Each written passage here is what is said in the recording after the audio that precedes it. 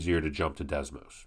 So we have someone that's taking all the $10 and $20 bills on their way back to work. She loses the deposit slip, but remembers there were 19 total bills and a total of $260. So we kind of have a total equation and a money equation. So our money equation, if X is the number of $10 bills and Y is the number of $20 bills, then if we're finding the total amount of money that we have, then the number of $10 bills has to get multiplied by 10. So 10X is the money we have from the $10 bills, and then 20Y would be the money we have from the $20 bills. And in total, that should give us 260.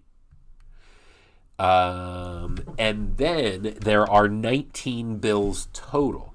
So the number of $10 bills plus the number of $20 bills has to give us 19. Now, the way that you go about solving this, again, is totally up to you.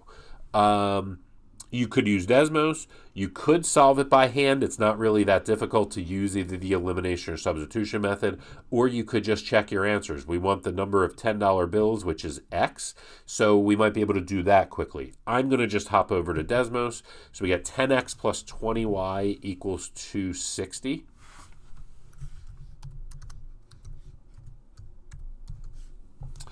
And then we had X plus Y equals 19. Now, the downside of Desmos here, it's important to know the upside and the downside, is that word problems tend to have larger numbers, so your intersection is not likely to happen on our home window screen.